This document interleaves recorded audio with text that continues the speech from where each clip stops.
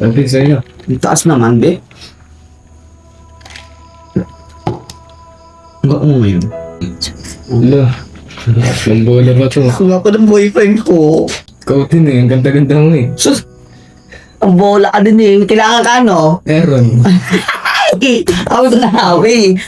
Ang mga style mo. Ano kailangan mo? Ano kasi? Gusto ko ng iPad. iPad lang, be. Ano bang klaseng iPad gusto mo? Siyempre yung 4th gen 1 terabyte. Sige, bibili tayo bukas, ha? May iPad ka na. Yes! Siyempre. Jody. Sino yan, Jody? Si Marcus. Boyfriend ko, ate. Diyos ko naman, Jody. Iyakan mo sa mga kapitbahay. Bata-bata pa niyan. Ano ka ba, ate? Hindi na ako nag-i-enjoy, oh.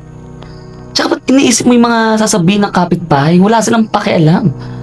Jody. Kasing edad lang yan ang bunso natin, oh. Si Sai. Diyos ko naman, Jody. Ano ka ba?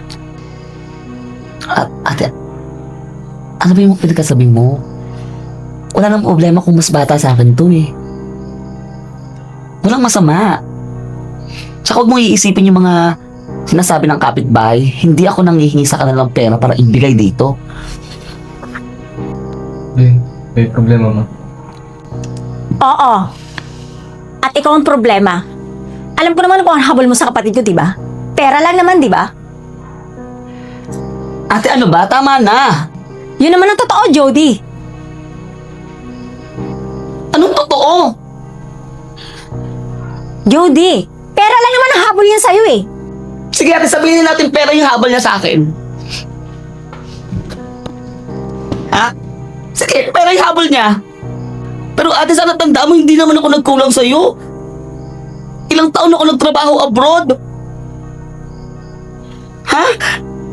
Bawal na ba ako maging masaya? Bawal na ba intindihin yung sarili ko? Unahin yung sarili ko kung ano yung nagkapasaya sa akin?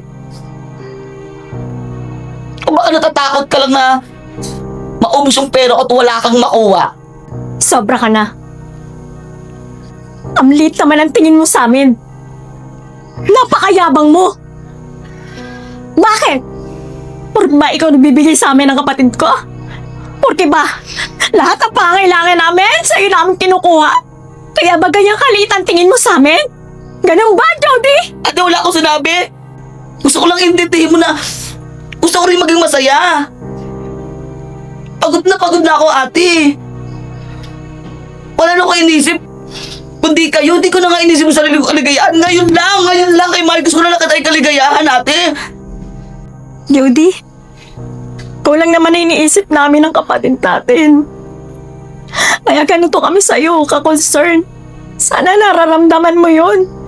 Hindi yung kung ano-ano sinasabi mo dyan. Concern, ate? Ako iniisip nyo? Ha? Bakit? Inisip nyo bang maging masaya ako? Hindi. Ilang taon ako nagtrabaho, ate. Kayo ko lang inintindi yung sarili ko. Concern ka ba talaga?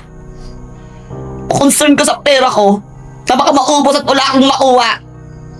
O gusto mo rin ako maging kagaya sa'yo? Matandang dalaga. Sumusobra ka na. Jody! Tama na po yan. Uy, ate, ano ba yan? Ba't kayo nag-aaway? Mahiya naman kayo. Huwag ipakita yung ganyang ugali niyo sa mga kapitbahay natin. Yung ate mo kasi masyado nang pinapangasukan yung buhay ko. Tama na.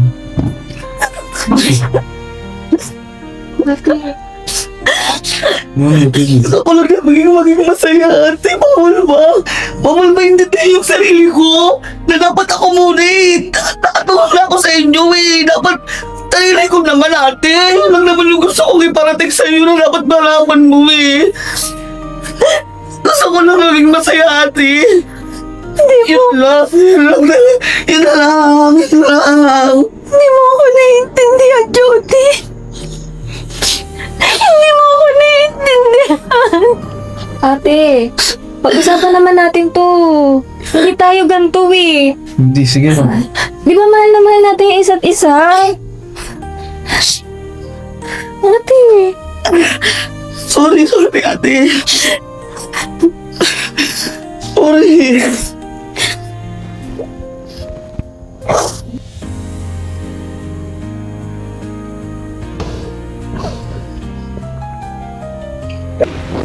Sorry.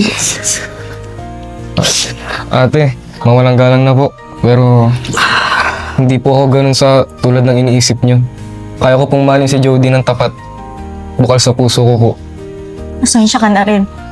Sana nga mahalin mo ng tapat ang kapatid ko si Lloyd. Pasensya na. Okay lang po. Mamahalin ko po ng tapat si Jody. Ate, sorry. Napagtaas ako ng boses.